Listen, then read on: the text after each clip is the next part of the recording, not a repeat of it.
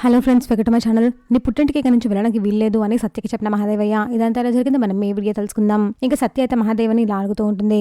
మావయ్య ఇంకొక రోజులు మా పుట్టింటికి వెళ్ళి వస్తాను అంటుంది. ఎందుకు ఇప్పుడు మీ పుట్టింటికి అని దేవం అడుగుతుంది.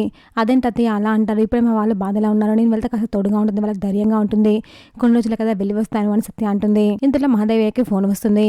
మీ వియ్యంకుడు మర్డర్ కేసులో ఇరుక్కున్నాడంట కదా, ఎట్టి పరిస్థితుల్లో నువ్వు ఆ కేసులో అడుగు పెట్టకు, ఆ కేసు గురించి ఆరా తీయకు, ఒకవేళ నువ్వు మీ వియంకుడికి సహాయం చేస్తే కనుక నీ రాజకీయ భవిష్యత్తు పాడవుతుంది, ఇంతకు మించి నేను ఇంకేం చెప్పలేను, జాగ్రత్త అని అతను చెప్తూ ఉంటాడు. దీనికి మహాదేవయ్య సరే అంటాడు. దీనికి మహాదేవయ్య ఫోన్ కట్ చేస్తాడు. ఇంకా మహాదేవయ్య సత్య వైపు చూస్తూ క్రిష్ నీ బాధ్యత లోపలికి తీసుకెళ్ళు అని చెప్తాడు. అదేంటి మావయ్య, నేను మా పుట్టింటికి వెళ్తానని చెప్పాను కదా, మళ్ళీ లోపలికి తీసుకెళ్ళమంటారు ఏంటి అని సత్య అడుగుతుంది. చూడు క్రిష్, కొన్ని రోజుల వరకు మీ భార్య ఇక్కడే ఉండాలి, వాళ్ళ పుట్టింటికి కొన్ని రోజుల వరకు వెళ్ళకూడదు అని మహాదేవయ్య అయితే అంటూ ఉంటాడు. ఎందుకు మామయ్య అలా అంటారు, కొన్ని రోజుల కదా నేను వెళ్ళి వస్తాను అని సత్య అంటుంది.